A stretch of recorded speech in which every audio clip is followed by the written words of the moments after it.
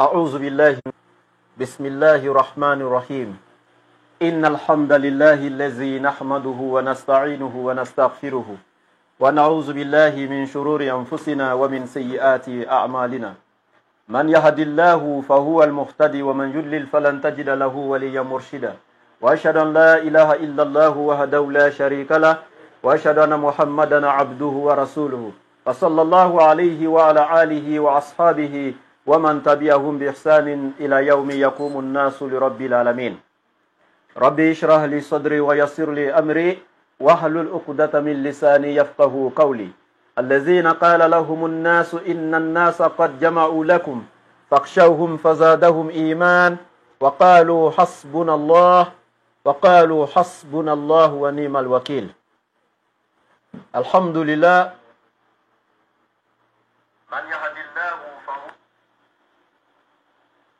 Nous remercions Allah, nous le glorifions, nous le magnifions, nous l'exaltons. Allah, la première cause qui cause les causes sans être causée, l'incausé, maître de l'argile parlante et de l'entité résonante. Nous implorons sa bénédiction infinie ainsi que sa miséricorde et sa bénédiction seigneuriale afin qu'il la déverse sur la meilleure des créatures, le prophète Mohammed alayhi salatu wa salam. Je vous lance ici la salutation des habitants du paradis. Assalamu alaikum wa rahmatullahi wa barakatuh à tous mes frères et sœurs en islam et bonsoir à tous mes frères et sœurs en Adam. J'espère que vous allez bien, chacun selon sa position géographique. Inch'Allah, nous allons continuer ici avec notre séance d'exégèse des versets du Saint-Coran avec la sourate Ala Imran, la sourate la famille d'Imran. Inch'Allah, nous nous sommes arrêtés hier au niveau du verset 11e. Ba'da auzu billahi minash shaitanir rajim, bismillahir rahmanir rahim. Après avoir cherché protection auprès d'Allah contre la tentation du diable banni ainsi que de ses suppôts, nous commençons ici de par le nom d'Allah, l'exégèse du Saint-Coran. Donc, Allah le tout miséricordieux, le très miséricordieux. Je m'excuse pour le retard. C'était à 16h20 à 17h30 naturellement, comme tous les jours d'ailleurs, excepté le jeudi. Aujourd'hui, j'étais à une réunion avec certains frères. C'est ce qui a donc provoqué ce grand retard et je m'en excuse, Inch'Allah. Bien. Donc, Allah il dit à partir du verset 11 que Dabi Ali Firaouna. Il donne ici l'exemple des infidèles. Il dit comme ceux qui ont vécu au temps de Pharaon, donc les mécréants de Pharaon, ou les gens de Pharaon, donc qui ont mécru en Allah et qui l'ont suivi dans son égarement, wallazina min qabilihim, et ceux qui les ont précédés. Donc quand Allah il a parlé des gens qui ont mécru au temps de Pharaon, qui l'ont suivi et ceux qui les ont précédés, j'ai donné l'exemple de plusieurs ici, comme les Haman, qui était l'un des grands ministres de Pharaon, chargé des finances, etc. Et bien d'autres personnes ici. On a parlé ici donc de Balham Bun Barura. J'ai compté même son histoire hier, c'est là que je me suis arrêté au niveau de l'histoire de Balham Bun Barura, qui était d'abord à la base l'un des grands amis d'Allah, donc qui était si rapproché d'Allah, si enraciné dans la spiritualité, à telle enseigne que Allah lui a accordé le secret de ce qu'on appelle Ismul Azam, donc un secret du nom d'Allah, de par lequel il exauce la créature ou son serviteur qui l'invoque. Donc Balham avait ce secret du nom d'Allah qui permettait à Allah de l'exaucer à tout moment quand il invoquait Allah. À chaque fois qu'il levait les mains et qu'il disait Allah, il était aussitôt exaucé. Donc de par ses invocations. Donc c'était un grand ami d'Allah, mais malheureusement, qu'est-ce qu'il a détourné de la cause d'Allah? C'était la tentation du matériel de ce monde. L'argent, donc la petite fortune de ce monde-là, ainsi que les femmes, le pouvoir, c'est ce qu'il a détourné donc de la cause d'Allah. Il s'est égaré, il a imploré Allah, le châtiment et la malédiction d'Allah contre Moussa alayhi salam qui était un prophète d'Allah et les croyants qui l'ont suivi. Et donc aussitôt, Allah a donné son exemple qui était comme un chien qui ne fait que haleter, que tu l'attaques, il halète, que tu ne l'attaques pas, il halète, et sa langue aussitôt est tombée sur sa poitrine et il est resté là. Que tu lui prêches la parole d'Allah, Allah dit qu'il ne croira plus, que tu ne lui prêches pas, il ne croira plus. Et c'est ce qu'il dit donc au verset 6e de la sourate Baqara, et dit innal lezina kafaru sawa'un alayhim a anzartahum am lam tunziruhum la yu'minun. Donc pour les croyants, ça n'est égal que tu les avertisses et que tu ne les avertisses pas, ceux-là ne croiront jamais. Donc hier on a compté son histoire, c'était juste un petit résumé. Donc en bref, Allah continue en disant et dit fa'akhazahumullahu bizunubihim. Donc c'est ainsi que Allah les a saisis à cause de leurs péchés. Wallahu shadidul iqab. Et Allah est certes dur en châtiment. Allah sévit terriblement. Allah est terrible lorsqu'il sévit. Et donc ce que je voulais dire ici en ces termes-là, ces passages dans le Coran, chaque fois qu'on les voit, qui parlent de la colère d'Allah, qui parlent donc de son châtiment, qui parlent de l'ignominie, donc de l'enfer qu'il a réservé aux mécréants, certains prennent ces versets-là, s'en accaparent, qui les détournent de leur contexte pour en faire un prétexte et essayer de jouer avec l'esprit de ceux qui sont donc à la périphérie en ce qui concerne les nouveaux musulmans ou ceux qui n'ont pas une foi ferme ou une crainte de Dieu donc approfondie en matière de religion. En réalité, Allah est le tout miséricordieux, le très compatissant. La miséricorde d'Allah est immense et sa miséricorde l'emporte sur sa colère, comme il le dit dans un hadith Qudsi. Vous devrez sans savoir que Allah dans le Coran Surah 39 à partir du verset 53, que j'ai donné ici encore hier, que je répète, Allah dit Ya ibadi allazina asrafu ala anfusihim la taqnatu min rahmatillah inna Allah yaghfir dhunuba jami'a innahu huwal ghafurur rahim. Allah dit ô mes serviteurs, vous qui aviez commis des excès à votre propre détriment. Donc Allah il parle ici des pécheurs, ceux qui ont commis les grands péchés, et Allah les appelle ses serviteurs. Cela nous montre ici déjà que Allah aime l'être humain, il aime le pécheur, mais c'est le péché que Allah déteste, et non le pécheur. C'est pourquoi lorsque le pécheur se détourne de ses péchés, qu'il se repent, donc aussitôt Allah lui pardonne ses méfaits et Allah l'agrée. Donc je répète, Allah déteste le péché, mais Allah aime le pécheur. C'est du coup le rôle des prophètes, la venue des prophètes et des messagers sur la terre, tirer les êtres humains des péchés, donc vers la lumière, vers la guidance. Et c'est pourquoi dans la sourate 57, verset 9, Allah dit Huwa allazi yunazzilu ala abdihi ayatin bayinat liyukhrijakum mina zulumati ila nur wa inna Allaha bikum la ra'ufur rahim. C'est lui Allah qui a envoyé son serviteur Muhammad, sur qui il fait descendre ces versets clairs, explicitement exposés, et afin que celui-ci, par ces versets d'Allah, vous tire des ténèbres spirituelles vers la lumière parfaite. Et Allah est certes miséricordieux envers donc ses serviteurs. Donc voici un peu la mission des prophètes, nous tirer des péchés. Donc comme je le disais tantôt, Allah est tellement miséricordieux qu'il dit La taqnatu min rahmatillah, ne désespérez pas en la miséricorde d'Allah.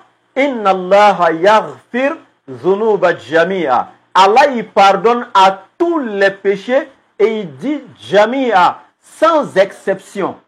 Innahu huwal ghafurur rahim. Il est le grand pardonneur, le tout miséricordieux. Donc le très compatissant. Alors chers frères et sœurs, il ne faudrait pas que quelqu'un vous fasse croire que Allah n'est que celui qui châtie. Non. Allah est tellement miséricordieux à telle enseigne que même les anges qui nous suivent pour noter le bien et le mal, Kiraman Katibin, lorsque ces deux anges-là, celui qui est à la droite, il est censé noter les bonnes actions, celui qui est à la gauche est censé noter les mauvaises actions. Celui qui est à la droite, lorsque tu nourris l'intention d'une bonne action, il l'a déjà noté. Je ne dis pas lorsque tu poses la bonne action, hein. Non. Lorsque tu nourris tout simplement l'intention de la bonne action.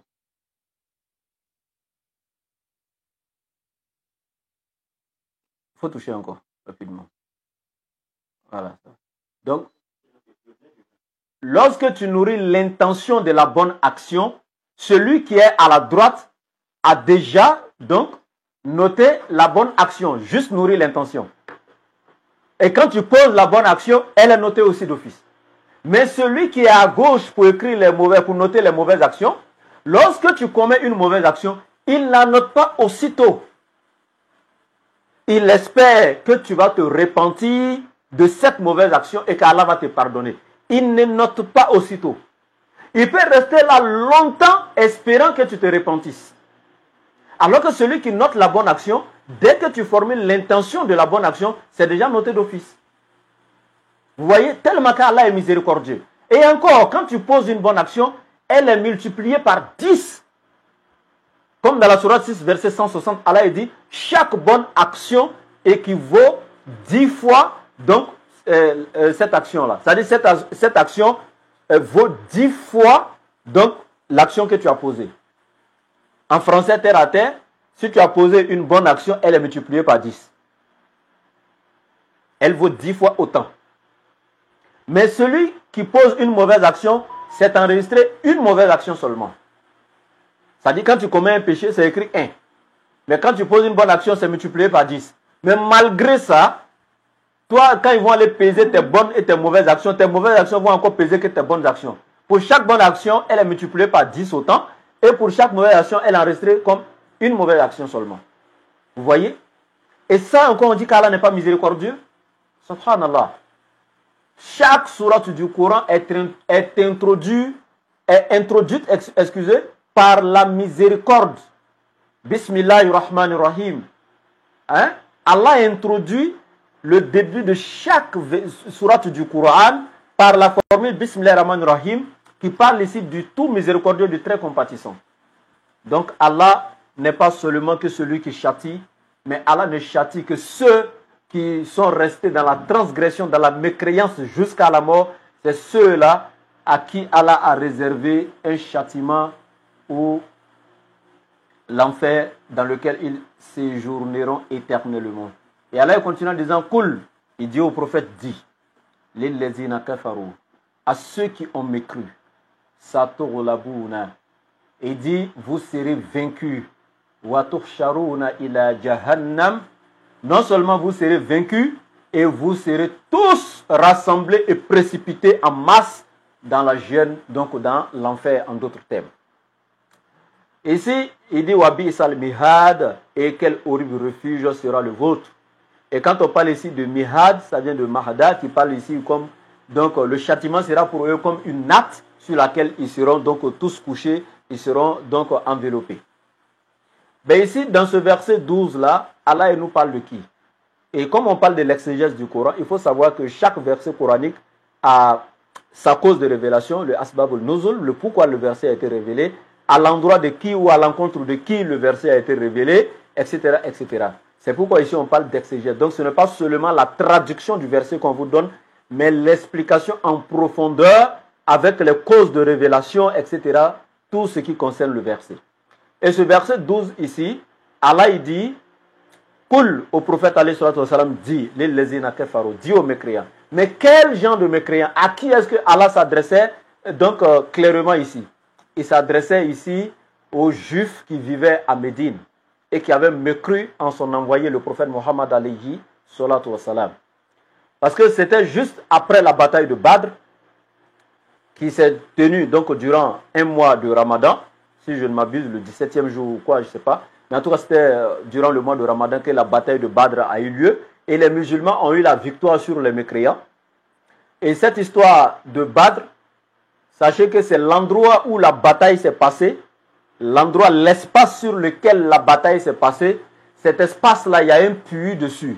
Et c'est ce puits qu'on appelait le puits de Badr. Et donc, comme le puits était le lieu de référence, était la référence de ce lieu, le puits de Badr, et que la bataille s'est passée à l'endroit de ce puits-là, donc sur l'espace à côté de ce puits, c'est pourquoi on a pris le nom du puits pour donner donc à cette guerre qui s'est produite là-bas en disant la bataille de Badr. C'est comme quand on parle de Ghazwat Khandak, la bataille de Kandak, ça s'est passé à une ville, etc. Quand on parle ici de la bataille de Tabouka, donc la ville s'appelait Tabouka. Et quand on parle ici de la bataille de Uhud, donc c'était la montagne, une montagne qui était appelée Uhud, et c'est sous les pieds de cette montagne-là que la bataille donc s'est produite. C'est pourquoi le nom de la montagne a été donné, attribué donc à cette bataille qui est appelée la bataille de Uhud, etc. Donc ici, la bataille de Badr, effectivement, s'est passée la deuxième année donc de l'hégire des musulmans, de l'immigration à Médine, donc durant le mois de Ramadan. Parce qu'en ce moment, lorsque les musulmans quittaient la Mecque, ils avaient été attaqués par les mécréants. Et l'attaque était tellement terrible, ils ont tué beaucoup de musulmans, et ils ont fait exiler les musulmans de force, ils ont tué certains de leurs membres, ils ont dérobé les biens, arraché tout ce qu'ils possédaient, nourriture comme argent, etc. Donc ils sont sortis bredouilles de la Mecque en direction de Médine. Donc quand ils sont arrivés à Médine, ils n'avaient rien. Donc comment survivre là-bas, c'était vraiment difficile. Et un jour, ils ont appris la nouvelle qu'il y avait la caravane des mécréants qui était conduite par Abu Sufyan, qui quittait donc, qui se dirigeait vers la Mecque avec leurs marchandises, leurs argent et tous les biens des mécréants. Donc leur caravane quittait Et c'était des commerçants et les Arabes. Donc les caravanes de chameaux quittaient à un lieu de commerce là-bas et ils se dirigeaient vers la Mecque. Donc les musulmans se sont dit, mais ya Rasulallah, c'est l'occasion pour nous de récupérer nos biens. Parce que le jour où on sortait dans la Mecque, les mécréants étaient en position de force. Ils nous ont dépourvus de tout ce qu'on avait. Ils nous ont arraché tous nos biens, ils ont tué nos parents et tout. Donc la logique aurait voulu que, vu qu'on a appris que la caravane est conduite par Abu Sufyan et qu'ils sont en chemin pour la Mecque, on peut les attaquer là, on peut les poser une embuscade et puis on va récupérer tous nos biens qu'ils nous avaient arrachés. Donc en toute légitime défense, en tout droit. Et donc le prophète a accepté. Et lorsque les musulmans se préparaient pour aller donc intercepter la caravane, donc poser cette embuscade-là contre les mécréants, Abu Sufyan étant très intelligent, a soupçonné qu'une attaque serait faite contre eux. Et il a donc déjoué, il a pris un autre chemin qui n'est pas l'ancien chemin qu'il empruntait avant. Donc quand les musulmans sont arrivés là, à l'endroit là, où la caravane devait passer, ils n'ont pas trouvé les mécréants. Abu Sufyan avait déjà déjoué et ils sont passés quelque part d'autre. Et maintenant, quand ils sont arrivés à la Mecque, ils ont donné l'information. En même temps, Abu Jahil, il a formé en même temps l'armée des mécréants. Il dit, mais trop c'est trop. Donc c'est le prophète Mohammed qui a voulu donc attaquer nos biens à nous, les mécréants, nos biens, il a voulu nous attaquer notre caravane, poser une embuscade contre nous. C'est vrai qu'il n'a pas pu, Abu Sufyan a déjoué, ils sont bien arrivés ici sains et saufs à la Mecque avec tous nos biens, mais quand même on ne va pas les laisser.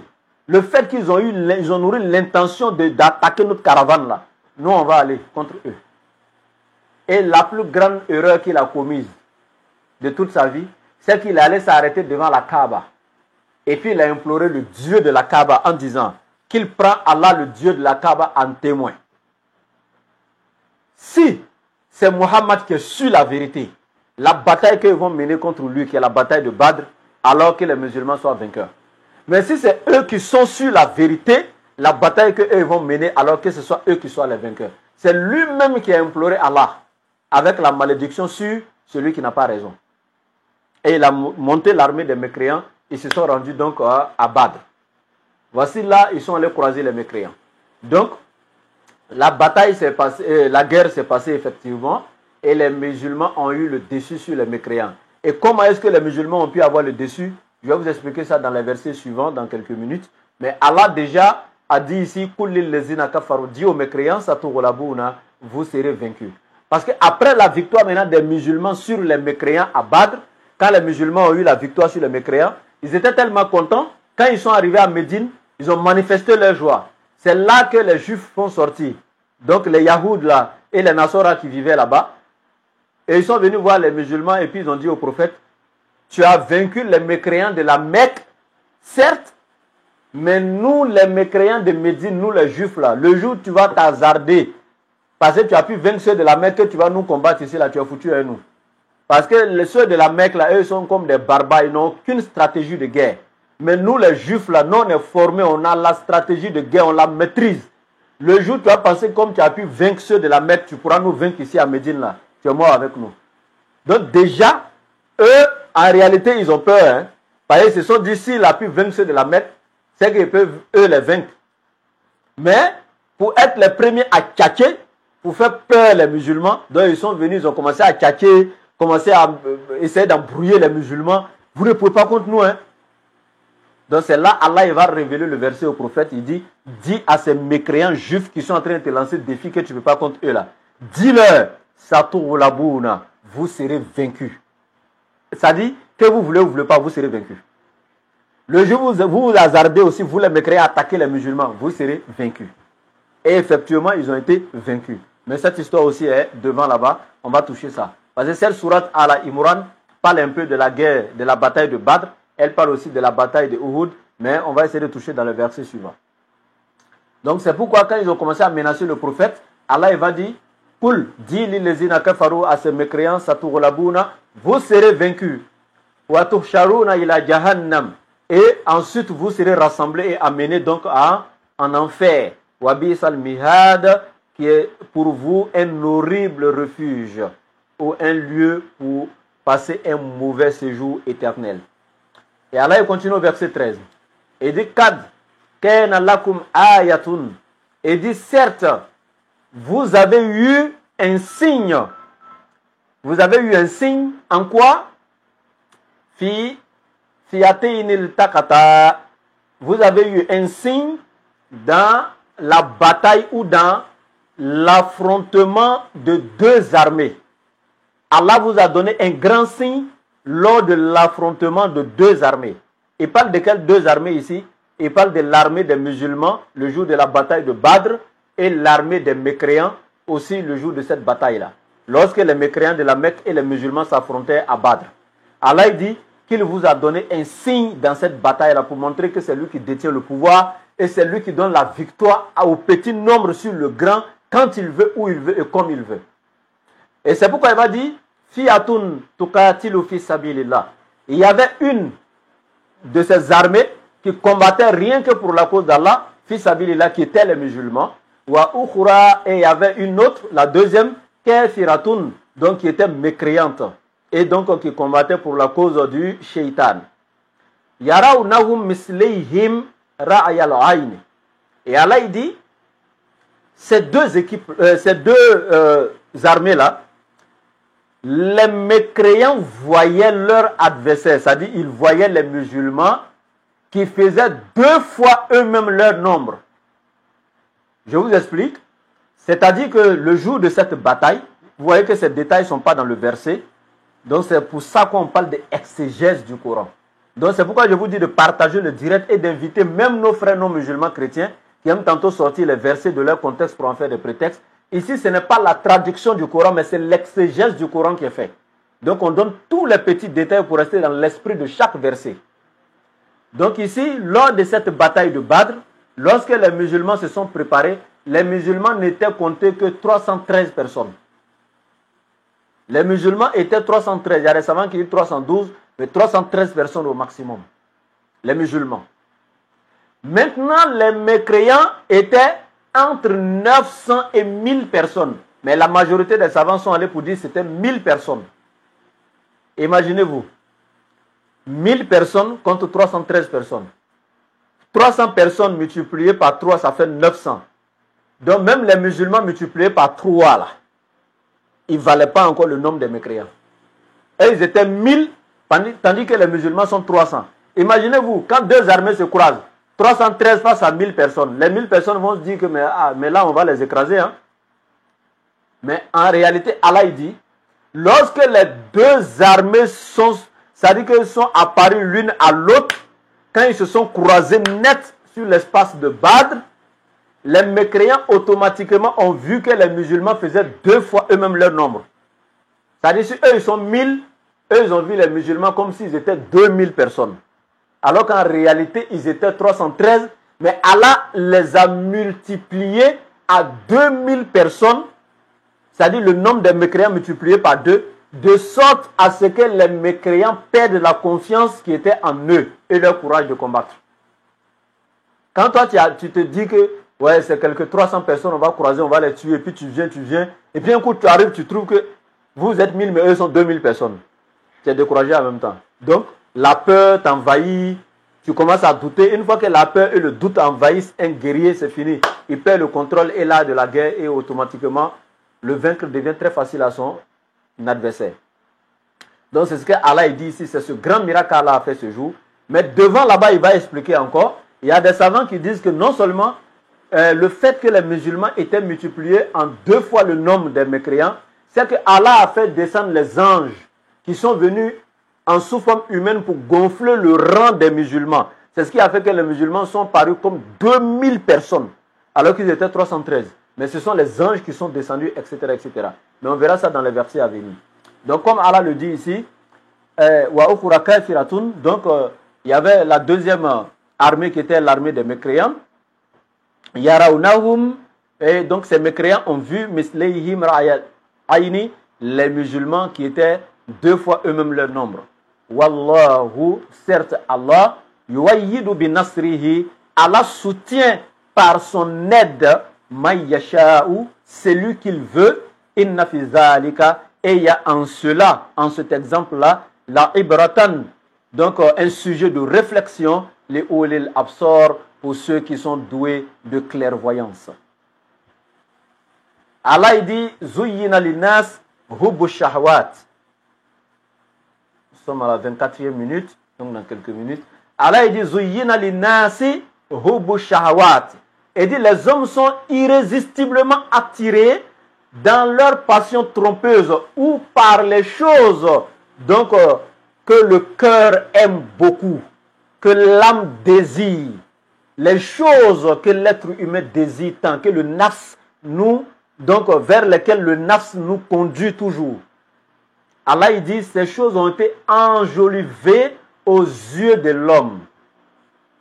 Donc Allah il parle ici tout simplement en tout ce qui concerne la luxure de ce monde, les richesses de ce monde, donc le pouvoir de ce monde. Tout ce qui peut pousser l'être humain à se détourner de la volonté de Dieu, donc, et avoir rien que l'amour de dunya plutôt que l'amour d'Allah dans son cœur. Allah il dit ces choses-là ont vraiment se sont enjolivées donc aux yeux des êtres humains. Et quelles sont ces choses? Les savants nous ont cité 6 grandes choses qui sont les causes réelles même du détournement de l'être humain de la cause d'Allah en l'orientant vers dunya. Il y en a 6 choses dans dunya qui détournent l'être humain facilement de la cause d'Allah. La première des choses qu'Allah cite ici, il dit Minan nisa'i, il dit des femmes d'abord. Les femmes. Ah, ça là, c'est pas facile, hein? Les femmes. C'est un nom quand on dit là, c'est bizarre, les femmes.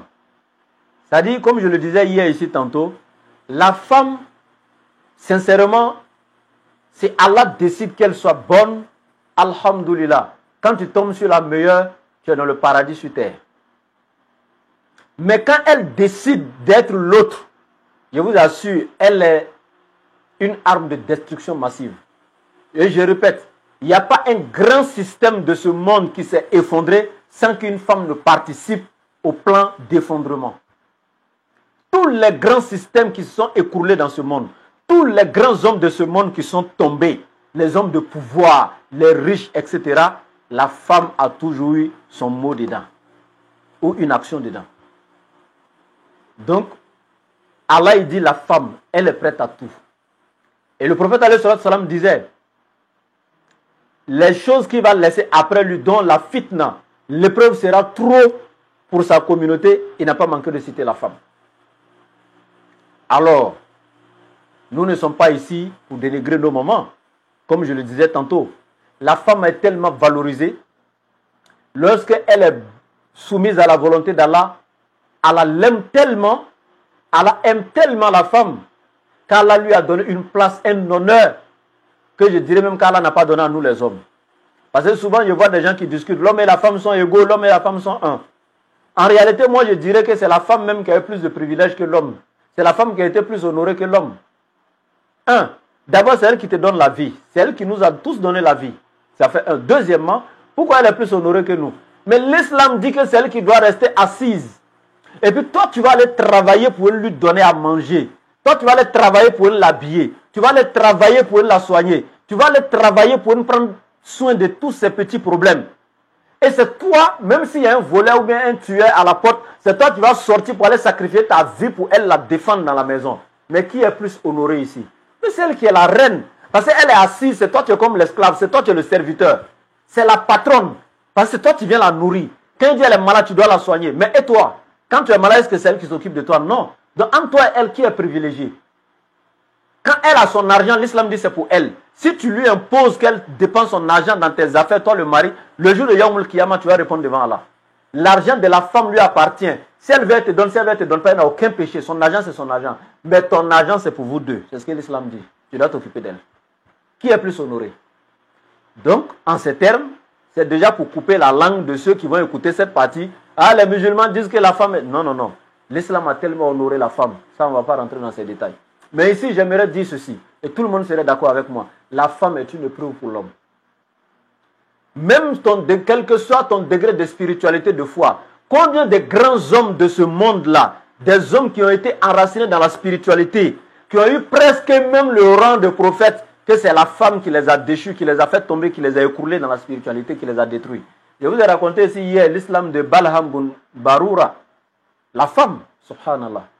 Même dans l'armée de Moussa alayhi salam, cette femme, elle a envoyé. Et quand l'un des soldats de Moussa alayhi salam a commis l'adultère avec cette femme, à cause de ça seulement, Allah a fait abattre la maladie qu'on appelle la peste sur les enfants d'Israël, leur armée. Il y a eu plus de 70 000 soldats qui sont morts dans l'armée de Moussa alayhi salam. À cause de la fornication d'un seul soldat. Parmi eux, 70 000 personnes sont mortes à cause de ce péché de la peste. Vous voyez les conséquences d'un seul adultère commis. Il y a eu la mort de 70 000 personnes dans le camp de Sayyidina Moussa alayhi salam. Vous voyez les conséquences de la femme. Donc, Allah il dit, la femme, quand elle décide de tenter à un être humain, quel que soit, tu sois un croyant ou autre, mon frère, tu es foutu. Donc, la seule solution, c'est que tu ne t'isoles pas avec une femme.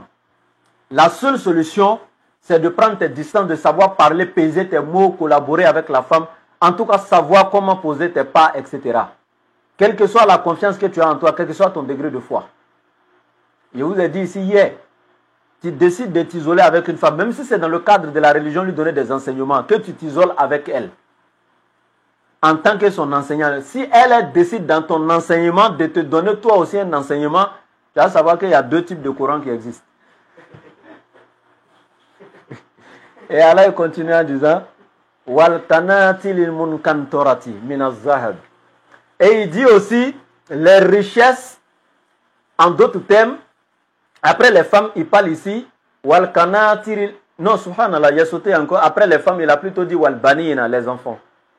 Il dit minan nisa'i, les femmes, et après les femmes, il a dit walbanina et les enfants. Et effectivement, aujourd'hui, c'est une fitna. Oui, c'est une fitna aujourd'hui, les enfants.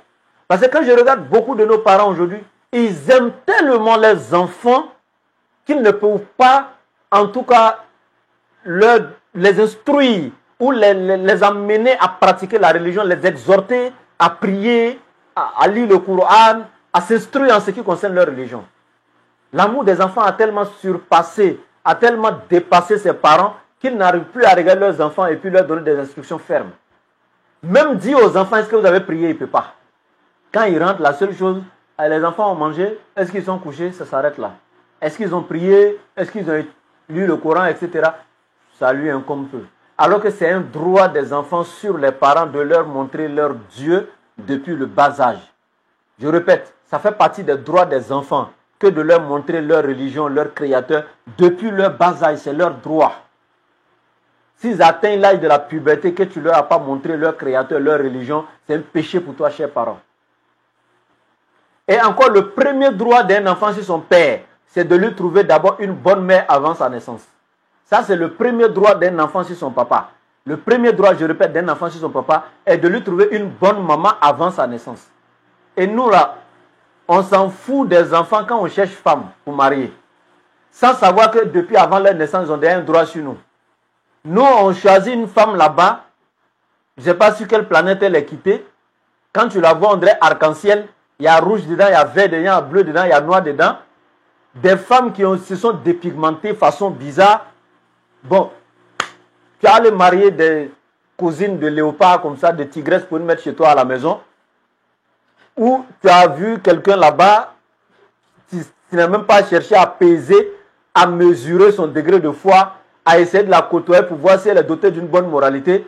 C'est que si toi tu l'aimes, quand elle sourit, ses dents sont comme ça. Ça s'arrête là. Elle a des fossiles bien longs comme ça, on dirait des râteaux, des trucs qu'elle a tracés, on dirait des dessins animés. Tu as pris pour une dépouiller chez toi, c'est la meilleure des femmes, ma femme est belle, elle est ceci, ok. Voici les enfants qui vont naître. Toi, tu es toujours au boulot pour pouvoir souvenir aux besoins de la famille. C'est elle qui est avec les enfants à la maison. Ce genre de femme que toi, tu viens de dépouiller chez toi là-haut, elle va inculquer quel bon sens aux enfants. Elle va leur donner quoi comme éducation? Elle va leur enseigner quoi? Au contraire, tes filles qui sont là, elle va les mettre dans le même réseau qu'elle-même. C'est elle-même qui va dire à sa fille, il y a ton copain qui t'attend au portail, il faut sortir vite. Le jeune homme t'attend depuis longtemps. C'est gravissime. Donc quand tu veux choisir une femme, choisis une femme qui toi-même, le mari, qui peut t'aider à t'éduquer, à te construire. Parce que la femme, c'est la moitié de la religion de l'homme, tel que le prophète a dit. Marie une femme de bonne moralité, une femme qui est enracinée dans la foi et dans la crainte, une femme qui est instruite islamiquement. Marie une femme de bonne moralité. De sorte que toi-même, l'homme, déjà, elle arrive à te dire, mon mari, j'aimerais que tu fasses ci et que tu ne fasses pas ça, etc. Vous savez, au temps du prophète, même quand les sahaba, les plus pauvres qui existaient autour du prophète, qui n'avaient même pas de quoi manger ou à subvenir aux besoins de leur famille, quand ceux-ci sortaient pour aller au boulot ou aller chercher quelque chose à manger, leurs femmes les prenaient par la main et les accompagnaient jusqu'au portail. Pour lui dire au revoir. Nos femmes aujourd'hui, quand tu n'as pas pu lui donner une popote complète, et puis tu vas lui dire, je vais en ville, ou bien je vais au boulot, c'est tout, elle va te persifler même du haut en bas. Tes amis donnent 2000, 5000 francs à leur femme pour aller au marché, tu me jettes 500 francs ici, et puis tu me dis, tu sors. De faire quoi? Souvent, elle prend et puis elle jette sur toi. Et je vous le dis, mes mamans, toi, une femme qui a pu prendre la pièce de 200 francs que ton mari a pu avoir, je n'ai pas dit qu'il a refusé de donner, c'est ce qu'il a pu avoir. C'est ce qu'Allah lui a facilité. Il t'a donné cette pièce de 200 francs là. Tu es capable de payer 1 kilo de riz 150 francs pour faire bouillir. Il va boire. Mais toi, tu as pris cette pièce pour aller jeter sur lui pour dire que tu ne prends pas. Tel que tu as jeté la pièce de 200 sur ton mari là. Je t'assure, maman, si tu ne fais pas attention, tes enfants, ils vont aller voir leurs amis qui vont aussi prendre 200 pour jeter sur tes enfants. Allez-y payer un ticket pour manger. Durant toute leur vie. Faites très attention. Ces femmes-là, les sahabinates là, elles prenaient leur mari, elles les accompagnaient jusqu'au portail, elles leur disaient, Ya zawji, ittaqillaha fina, wa la ta'tina bil haram.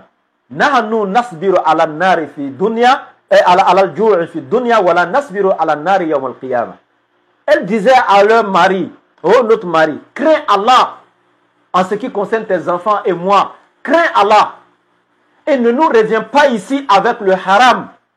Va chercher en toute justice et avec licéité ce qui te revient de droit à la sueur de ton front pour nous nourrir. Mais si tu vois que Allah t'a pas donné quelque chose de licite, ne détourne pas quelqu'un, ne vole pas, ne trouve pas du haram là-bas, sous prétexte que si tu viens les mains vides, moi, ton épouse, je vais t'accueillir avec un mauvais air, ou bien je vais me fâcher. Non. Rassure-toi. Si tu reviens les mains vides, je saurai que c'est Allah qui n'a pas voulu t'accorder son risque aujourd'hui. Parce que ce n'est pas le fait d'être paresseux que quelqu'un a les mains vides, mais c'est Allah qui décide de donner à qui il veut. Ça n'a rien à voir avec la paresse. Si c'était une question de paresse ou bien autre, peu seront ceux qui allaient être pauvres sur cette terre. Il y a des gens qui ont travaillé, qui sont courageux, qui luttent, mais qui restent pauvres. Ils se sont des battants dans la vie, loin de la paresse, mais Allah n'a pas accordé la richesse.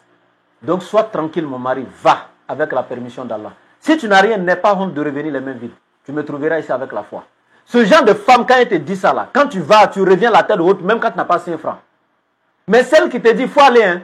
Mais je t'assure, si tu reviens ici, que tu n'as pas envoyé, c'est-à-dire que les consignes même qu'elle te donne déjà, la mise en garde quand tu sors là, tu vas détourner pour venir.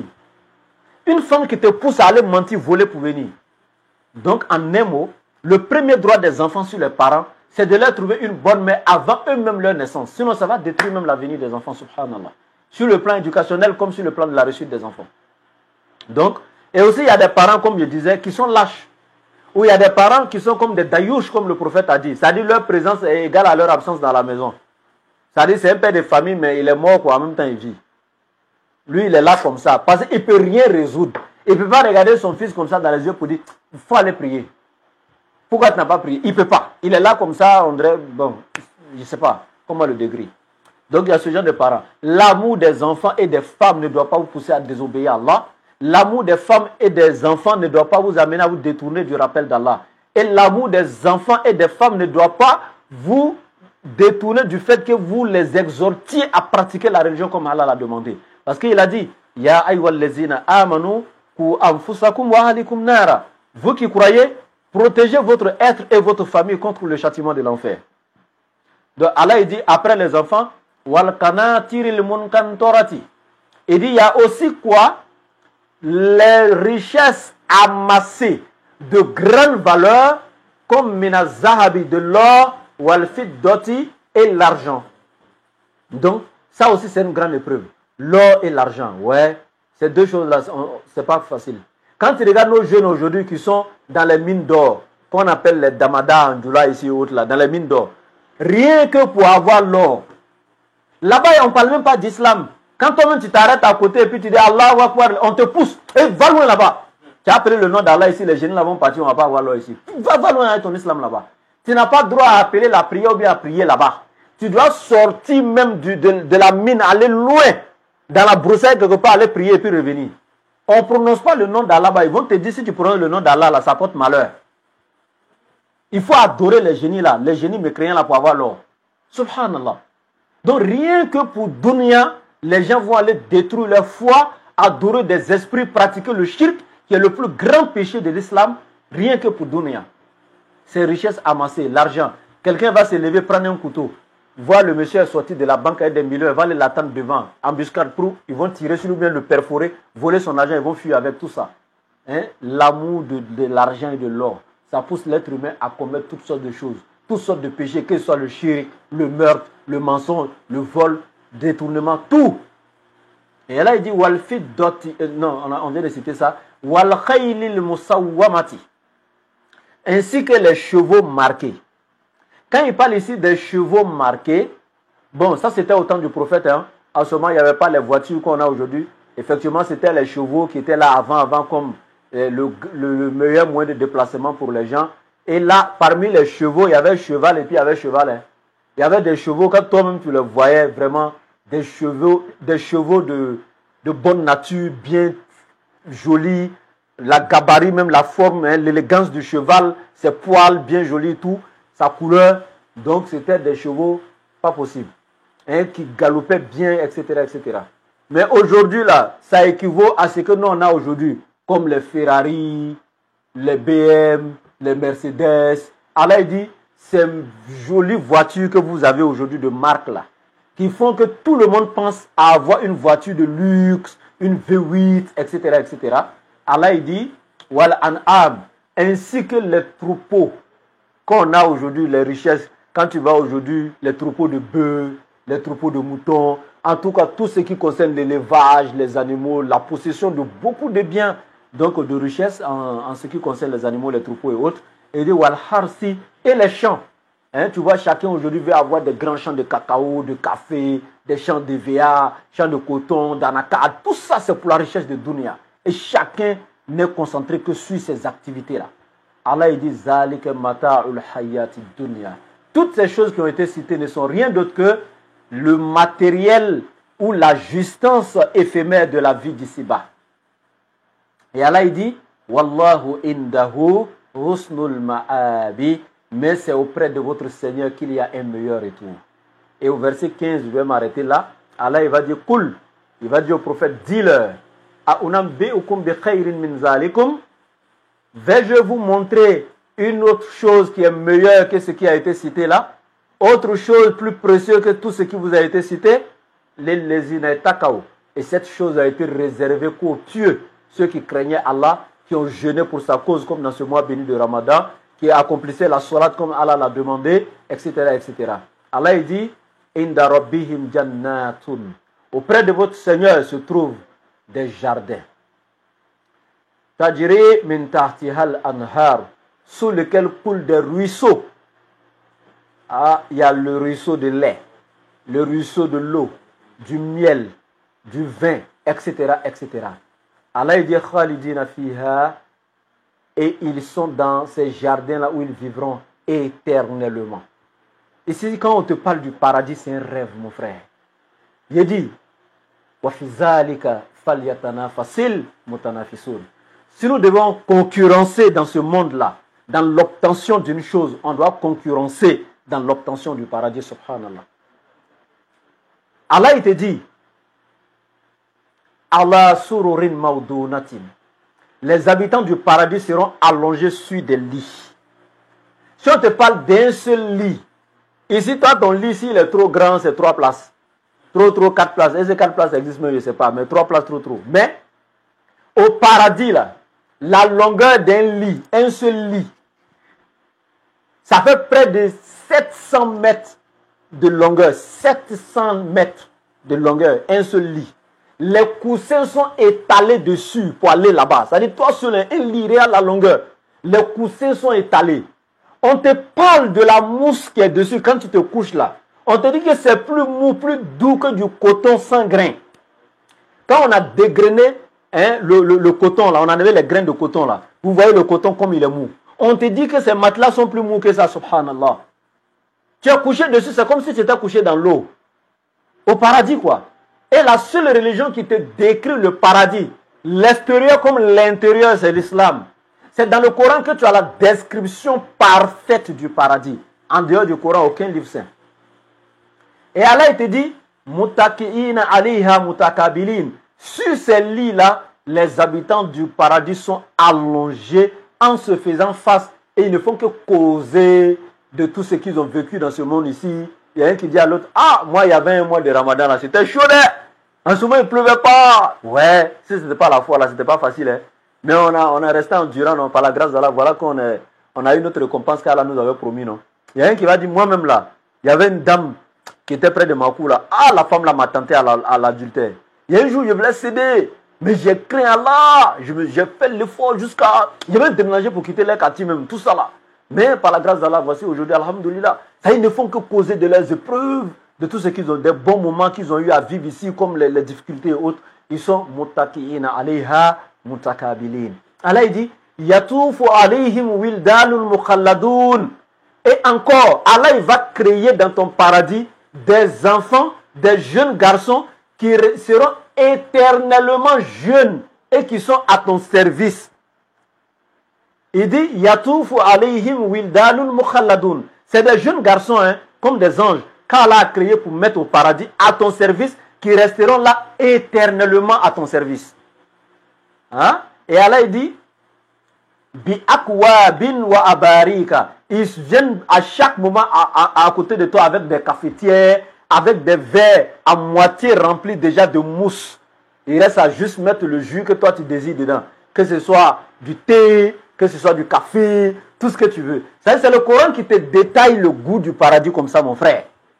Qu'est-ce que tu attends? C'est pas amusement, hein. Ça dit qu'ils sont là et puis ils sont à ton service. Tu veux quelque chose, patron, tu veux quelque chose, tu veux du jus, tu veux du café, tu veux du...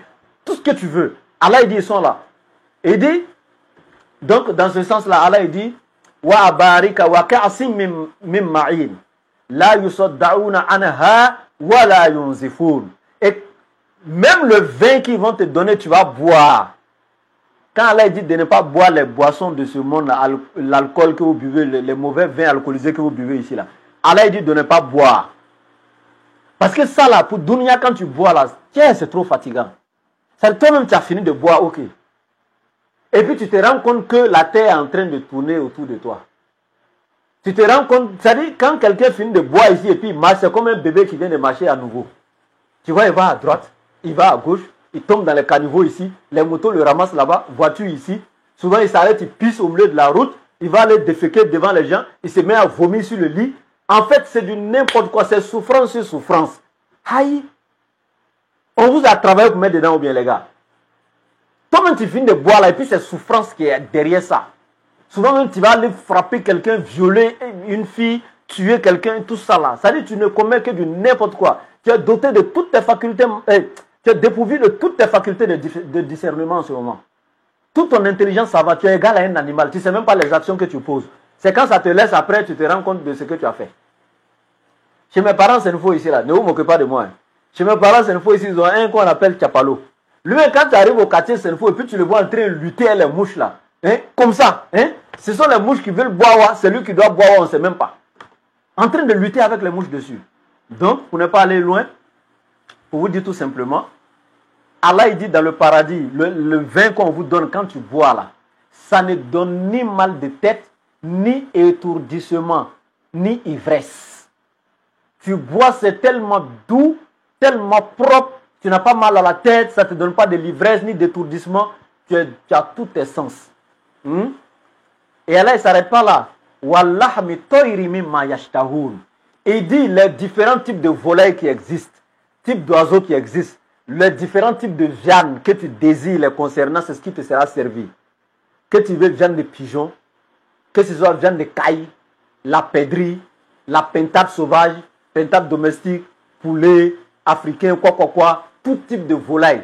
Il te dit, on te fait ça propre comme tu veux. Il y a ce qui a été séché tout simplement.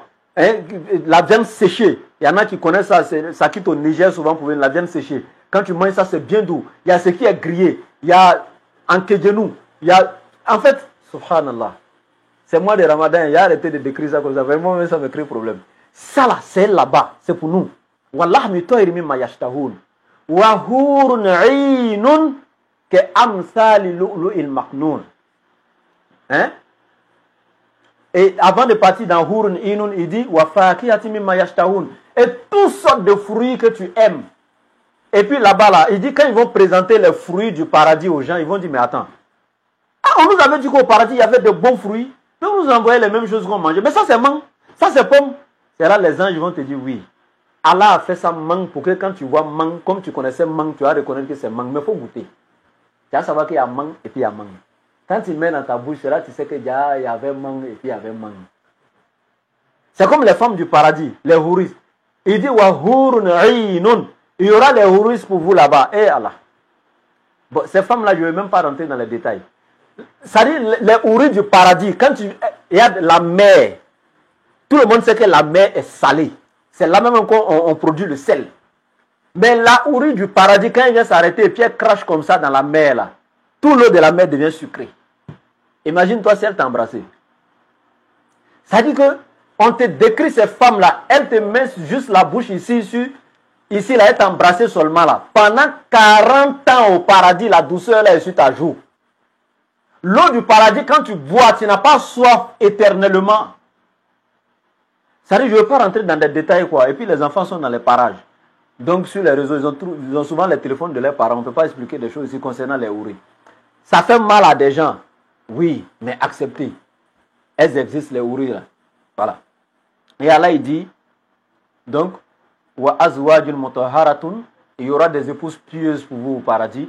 Et vos épouses qui ont vécu avec vous sur cette terre ici, si elles sont destinées au paradis avec vous, elles seront vos épouses. Et Allah fera de ces épouses-là, vos épouses de ce monde ici, des reines. Parmi toutes les autres épouses que vous aurez au paradis, celles qui seront les reines au paradis là-bas. Et là-bas, sachez qu'il n'y a pas de rivalité. Parce que Allah dit qu'il va laver le cœur de tous les êtres humains. Il n'y aura pas de rivalité là-bas, ni d'envieux, quoi. Rien. Personne ne va envier l'autre. Il n'y aura pas de rivalité, rien. Ni de colère, rien. Tout le monde sera pur et purifié. Et même si tu as 1000 femmes au paradis, chacune pensera qu'elle est seule parce qu'aucune ne verra l'autre. Toi seul, tu peux voir les femmes, toutes tes femmes du paradis, mais chacune pense qu'elle est seule parce qu'Allah fera de sorte qu'elle ne voit jamais les autres. Elle pensera toujours qu'elle est seule, qu'il n'y aura jamais de rivalité, etc. Et Allah a ajouté le terme mutahharatun, ce sont des épouses qui sont pures, parce que là-bas au paradis, il n'y a pas fait de menstruation, où tu allais vers une de tes épouses au paradis, elle va dire je suis indisposé pendant une semaine, il n'y a pas ça là-bas. Et Allah il dit, ce qui est encore plus intéressant que tout ça là au paradis, waridwanun minallah, c'est l'agrément de votre Seigneur. Et Allah. Allah même il te dit, mon petit, mon serviteur, ma soeur, ma fille. Quand je dis ma fille, ce n'est pas dans le sens propre du terme, comme nos gars. Allah n'a pas d'enfant dans le sens propre du terme. Donc ma servante, Allah il vient et puis il te dit, sincèrement, tout ce que tu as fait pour moi, je te donne ma gratitude, je t'accorde mon pardon, ma miséricorde, je t'agrée, je t'accepte. Ça dit, quand Allah te donne l'information qu'il t'a accepté, qu'il t'a agréé, qu'il t'a pardonné, cette joie est encore intéressante que tout. Wallahu basirun bil ibad, et Allah est certes bienveillant et clairvoyant sur ses serviteurs. Donc je vais m'arrêter là aujourd'hui, alhamdulillah, qu'Allah exauce tous nos actes d'adoration, et sans oublier le complexe islamique pour l'encadrement des convertis de la DDA. Je vous demande ici de participer, donc de contribuer, quelle que soit la hauteur donc, de la contribution, que votre contribution soit à hauteur de 500 francs, 1000 francs, 5 000, 10 000, 100 000, 1 million. Vous avez les contacts donc, sur lesquels vous pouvez faire les dépôts pour participer à la construction du complexe islamique. Donc le plus 225, le 07 47 32 04 55, qui est Orange Money et Wave. Je répète, le plus 225, le 07 47 32 04 55 Orange Money Wave. Vous avez le plus 225, le 05 05 40 86 85 qui est MTN et Wave. Je répète, le plus 225, le 05 05 40 86 85 MTN et Wave. Vous avez le plus 225, le 01 43 66 33 44 Move Money, Flows. Le plus 225, le 01 43 66 33 44 Move Money, Flows. Donc, vous avez ces mêmes numéros dans la description du direct. Vous pouvez regarder dans la description du direct. Vous allez voir, et dans les commentaires, il y a le commentaire épinglé donc avec tous les contacts également. Et ici, il y a le contact du laboratoire de la DDR pour tous ceux qui ont des préoccupations. Le plus 225, le 07 09 01 93 45 et 47, excusez. Le plus 225, le 07 09 01 93 47. Sur ce, assalamu alaikum.